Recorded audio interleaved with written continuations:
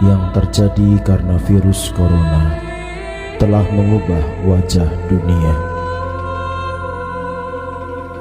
Jutaan orang terinfeksi, bahkan tidak sedikit nyawa melayang.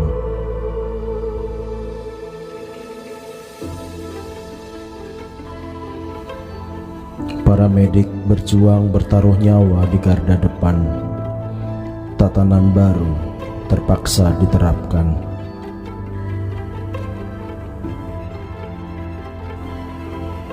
Kota mendadak sepi, penerbangan dibatalkan, perekonomian terjun bebas, jutaan orang kehilangan pekerjaannya.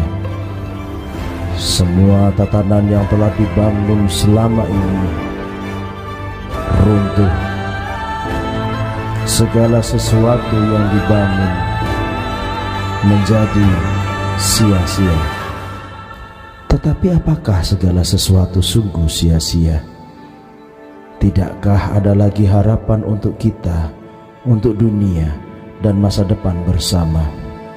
Sungguhkah yang tersisa hanya kesia-siaan belaka? Kitab Pengkhotbah adalah satu kitab di dalam Alkitab yang bicara tentang kesia-siaan. Setiap Kamis pagi kita akan belajar dari kitab Pengkhotbah bersama saya, Pendeta Adon Syukmana.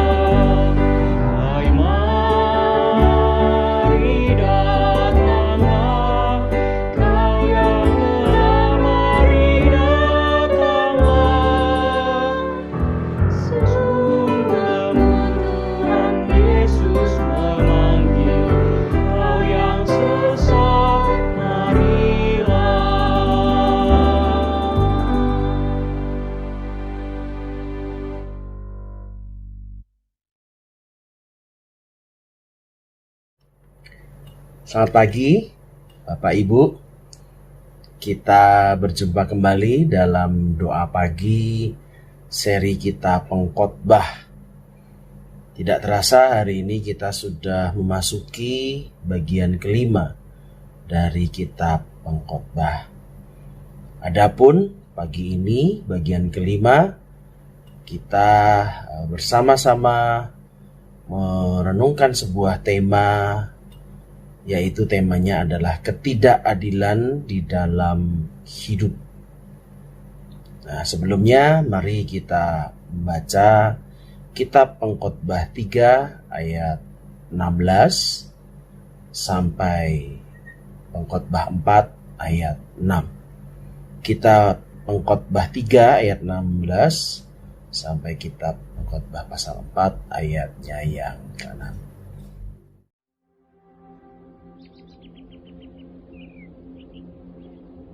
Ada lagi yang kulihat di bawah matahari, di tempat pengadilan. Di situ pun terdapat ketidakadilan, dan di tempat keadilan, di situ pun terdapat ketidakadilan. Berkatalah aku dalam hati, Allah akan mengadili baik orang yang benar maupun yang tidak adil. Karena untuk segala hal dan segala pekerjaan ada waktunya. Tentang anak-anak manusia, aku berkata dalam hati, Allah hendak menguji mereka dan memperlihatkan kepada mereka bahwa mereka hanyalah binatang.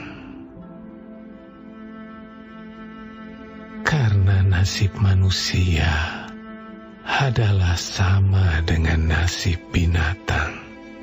Nasib yang sama menimpa mereka. Sebagaimana yang satu mati, demikian juga yang lain. Kedua-duanya mempunyai nafas yang sama, dan manusia tak mempunyai kelebihan atas binatang, karena segala sesuatu adalah sia-sia. Kedua-duanya menuju satu tempat. Kedua-duanya terjadi dari debu, dan kedua-duanya kembali kepada debu. Siapakah yang mengetahui apakah nafas manusia naik ke atas dan nafas binatang turun ke bawah bumi? Aku melihat bahwa tidak ada yang lebih baik bagi manusia daripada bergembira dalam pekerjaannya, sebab itu adalah bahagiannya. Karena siapa akan memperlihatkan kepadanya apa yang akan terjadi sesudah dia?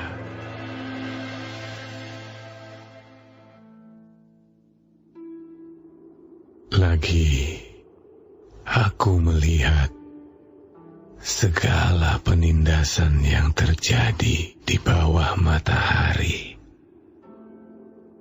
Dan lihatlah, air mata orang-orang yang ditindas, dan tak ada yang menghibur mereka, karena di pihak orang-orang yang menindas ada kekuasaan.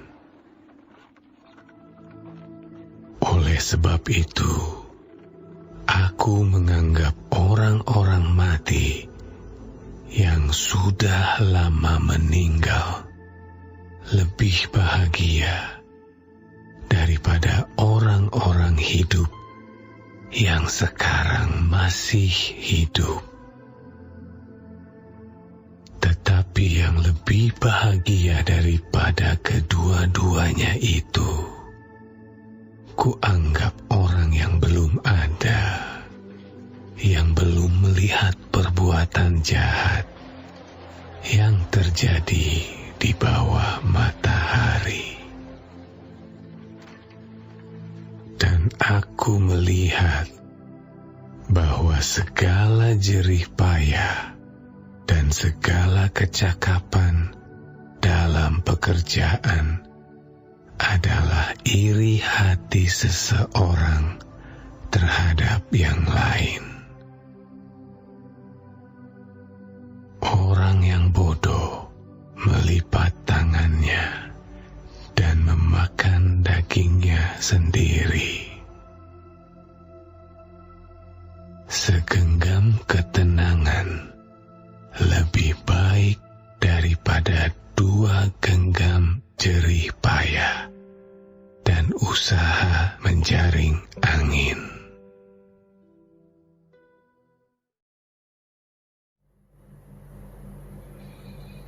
Mari kita satu di dalam doa, kita berdoa. Bapa yang bertahta dalam kerajaan surga, kami bersyukur kalau pada pagi hari ini kami dibangunkan kembali dan kami diberikan kesempatan untuk menikmati hari yang baru kembali. Saat ini kami akan merenungkan kitab Pengkhotbah. Tolong Tuhan, ketika kami boleh melihat ketidakadilan di dalam sekitar kami boleh ditegur oleh kitab Pengkhotbah ini.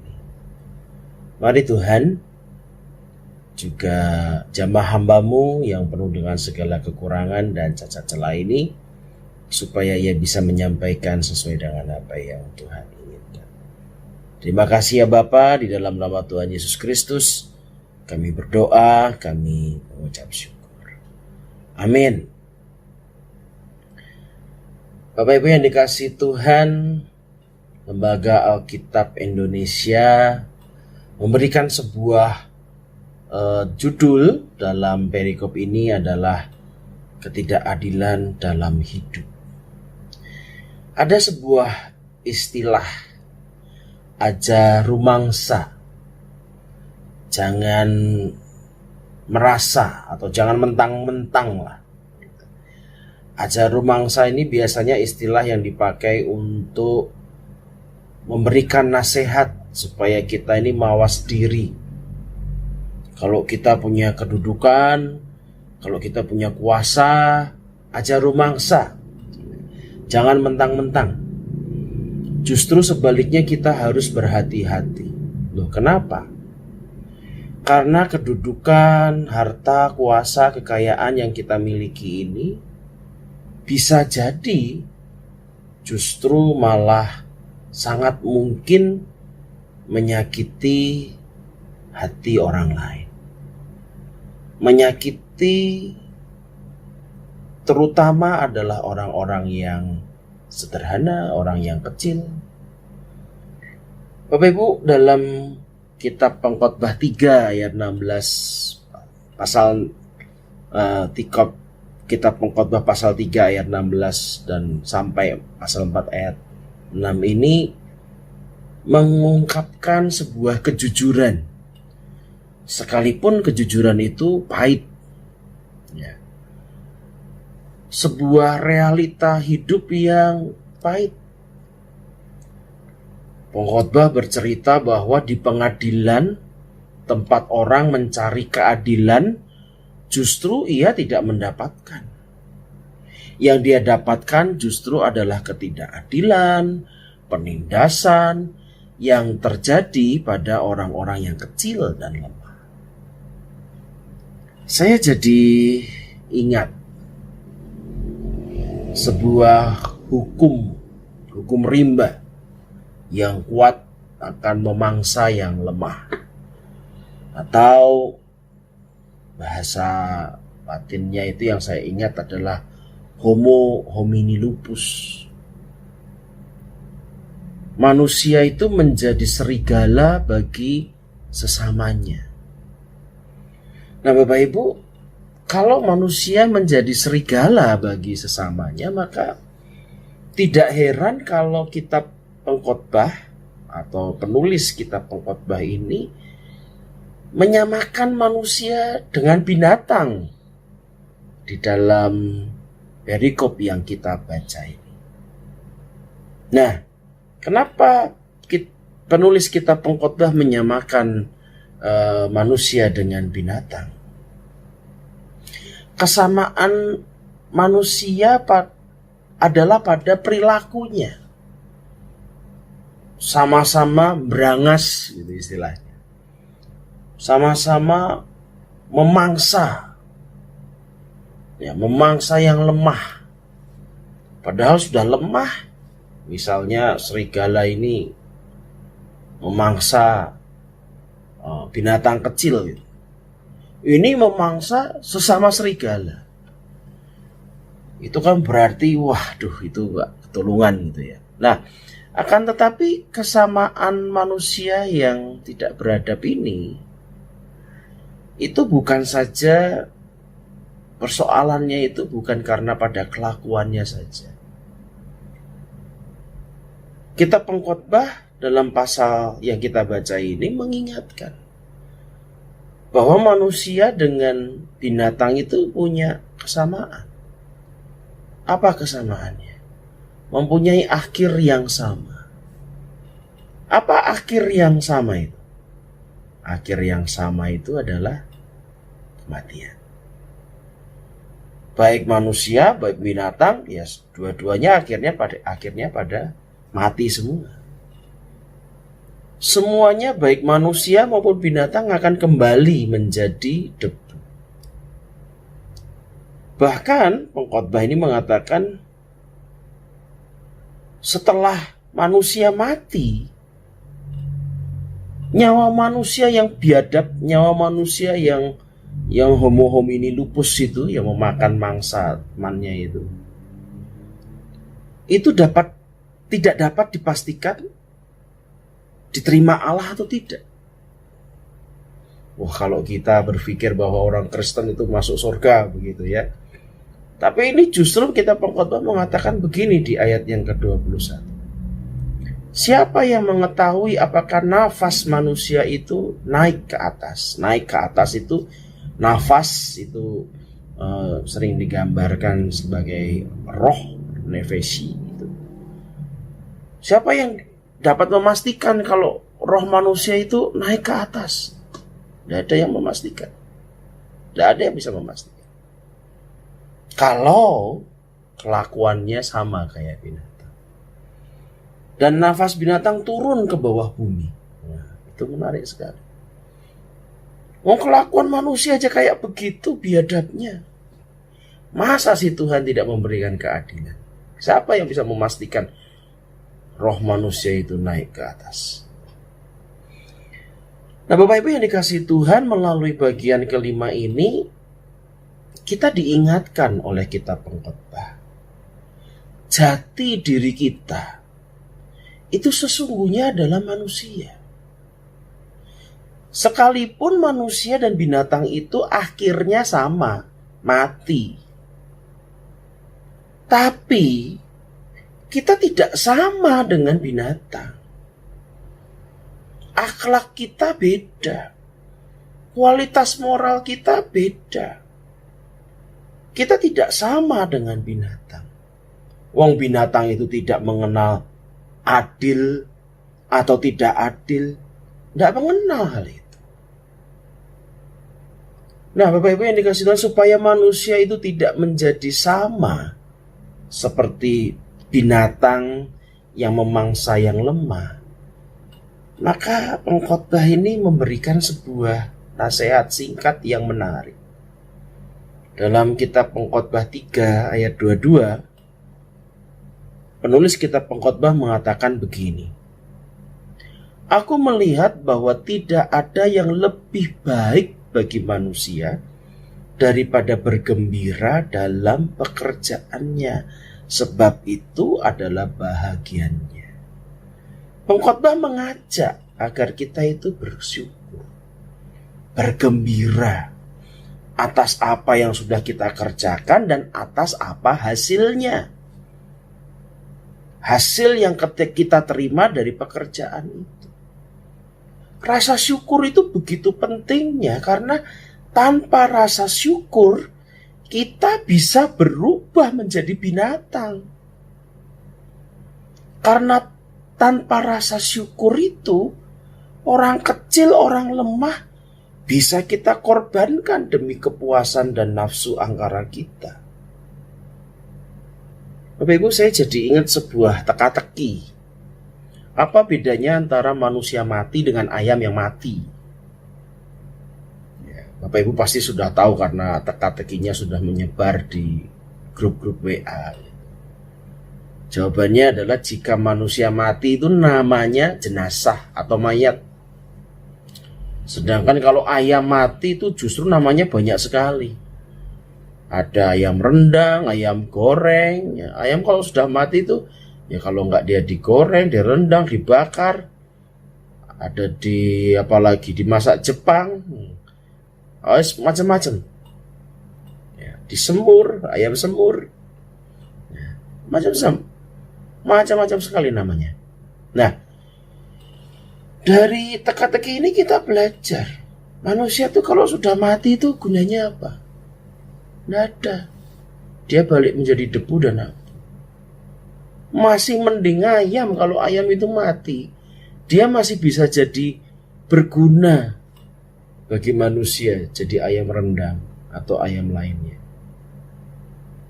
Lah kalau kita mati itu nggak ada gunanya, berarti gunanya kita pas kapan? Ya pas kita hidup. Lah kalau kita hidup itu justru tidak berguna dengan sesama, bahkan merugikan, menindas yang lemah. Nah terus nek dibandingke dengan ayam, berarti kan kualitas hidupnya jauh lebih rendah. Ya.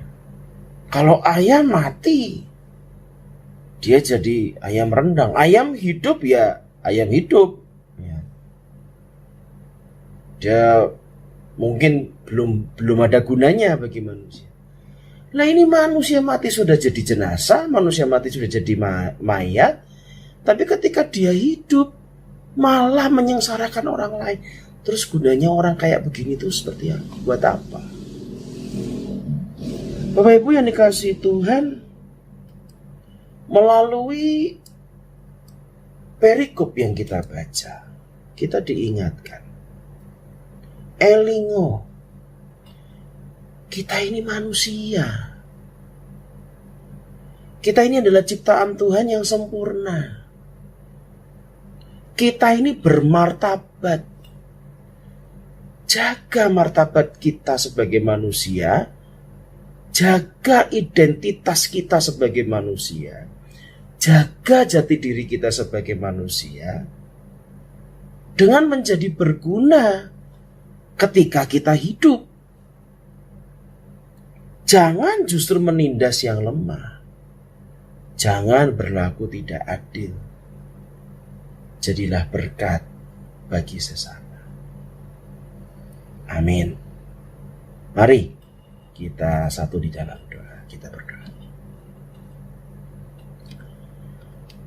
Bapa yang bertahta di dalam kerajaan sorga, pagi ini kami belajar untuk menjadi berguna bagi kehidupan ini.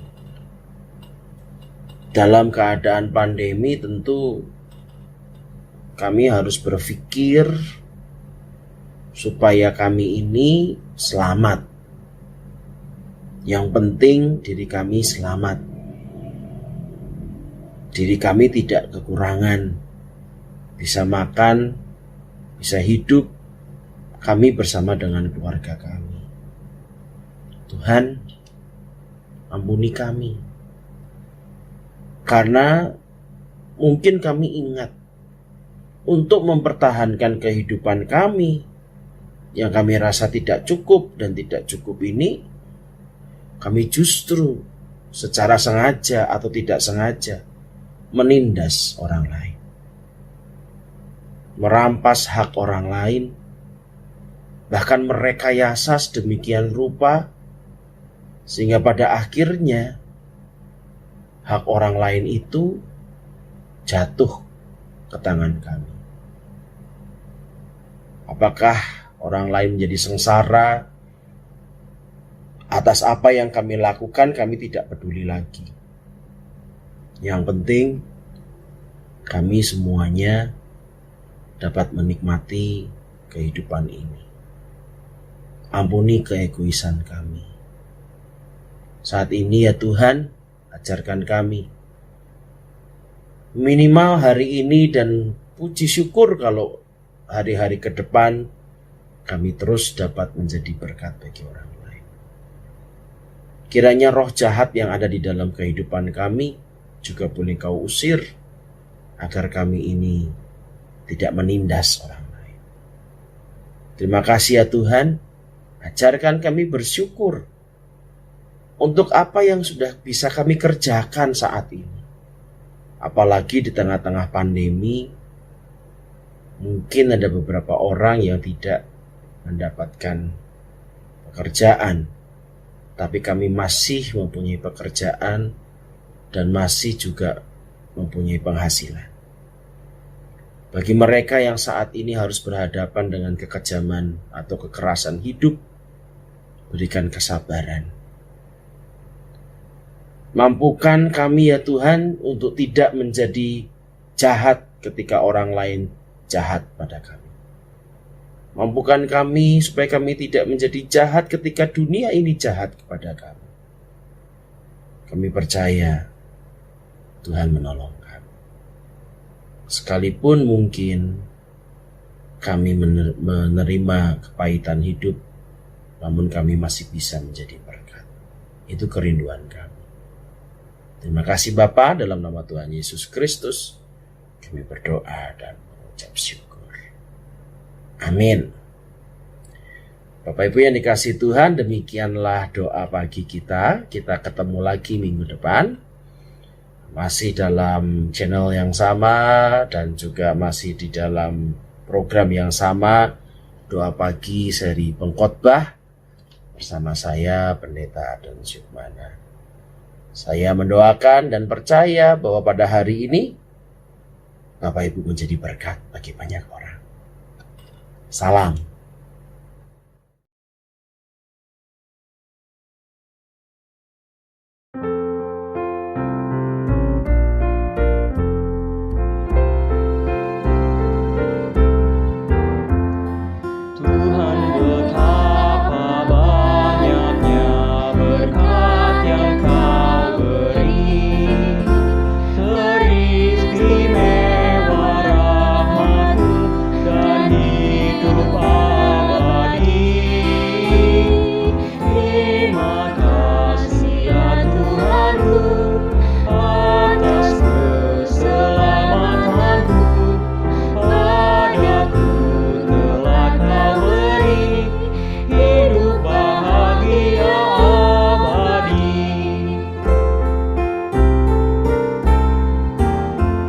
Setiap